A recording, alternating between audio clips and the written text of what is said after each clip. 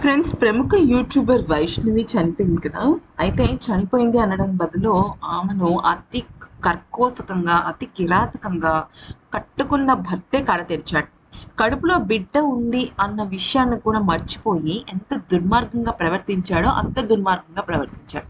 అయితే ఇక్కడ ఇంకొక పెద్ద పాయింట్ ఏంటంటే ఈ అమ్మాయి వయసు 19 సంవత్సరాలు. పెళ్లి లాస్ట్ ఇయర్ 2025 మేలో అయింది.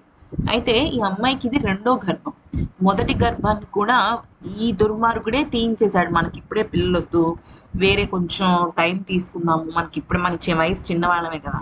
అయితే పోస్ట్ మార్టం చేసే కొంతమంది డాక్టర్లు వైష్ణవి గురించి కానీ, అలాగే అక్కడ పరిస్థితుల గురించి కానీ చెప్పి చాలా అంటే చాలా బాధపడ్డారు. నిజం చెప్పాలంటే వాళ్ళు చాలా ఎమోషనల్ అయిపోయారు. ఎందుకనంటే ఈ దుర్మార్గుడు ఎంత దారుణంగా ఆ అమ్మాయిని చంపాడంటే, మొదటగా ఆ అమ్మాయి నిద్రపోతుందనమాట. నిద్రపోతున్నప్పుడే ఆ అమ్మాయి గొంతు నులిమేయడం వల్ల ఆ అమ్మాయి ఆల్మోస్ట్ అన్కాన్షియస్ స్టేజ్‌లోకి వెళ్ళిపోయింది. ఇప్పుడు ఒక మనిషి బ్రతికున్నాడు అంటే స్పృహలో ఉన్నాడు. నిద్రలో కాకుండా నార్మల్‌గా తన పని తను చేసుకుంటున్నాడు. పొద్దున పూట జరుగుతోంది అనుకోండి. అప్పుడు ఏమవుతుంది? మనం ఎదురు తిరుగుతాం. ఎవరైనా వస్తున్నారు మనల్ని కొడుతున్నారంటే ఎదురు తిరుగుతాం. ప్లస్ ఈ వైష్ణవి అనే అమ్మాయి అలా ఎదురు తిరిగే రకం కూడా. అంటే ఊరుకునే మనిషి కాదు.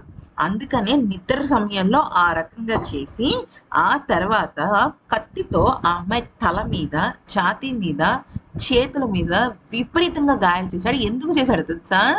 అసలు నిద్రలో ఉంది కదా! చచ్చిపోయిందో చచ్చిపోలేదో మళ్ళీ కన్ఫర్మ్ చేసుకోవడానికి ఇంత దారుణంగా చంపాడు.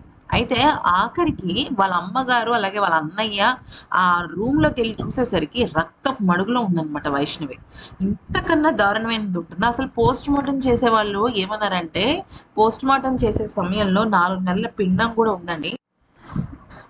అయితే 4 నెలల పిండం కూడా ఉంది. తన తన ఎంతగానో అంటే తన 4 మంత్స్ ప్రెగ్నెన్సీ ఉందంటే ఒక లేడీకి చాలా రకాల హార్మోనల్ ఇంబాలెన్స్ ఉంటుందన్నమాట. అంటే నీరసంగా అయిపోవటము, వాంతులు అవ్వటము, సరైన పోషకం లోపలికి వెళ్ళకపోవటం, ఇలా రకరకాలుగా ఉంటుంది. అందుకని ఆల్రెడీ నీరసం అయిపోయిందనమాట ఈ అమ్మాయి వైష్ణవి. అందులోనూ 19 ఇయర్స్ ఆఫ్ ఏజ్ అంటే ఆ అమ్మాయి ఇంకా తన టీనేజ్‌ని కంప్లీట్ చేయలేదనమాట. సో, సాధారణంగా మనకి 13, 14 ఇయర్స్‌కి స్టార్ట్ అయ్యే టీనేజ్ మార్పులనేవి 22, 23 వరకు కూడా టీనేజ్ మార్పులు మనలో కనిపిస్తూ ఉంటాయి. మీరు గమనించినట్టయితే 20 ఏళ్ల వాళ్ళకి కూడా పింపుల్స్ వస్తూ ఉంటాయి. అలాగే ఇంకా రకరకాల మార్పులు జరుగుతూ ఉంటాయి.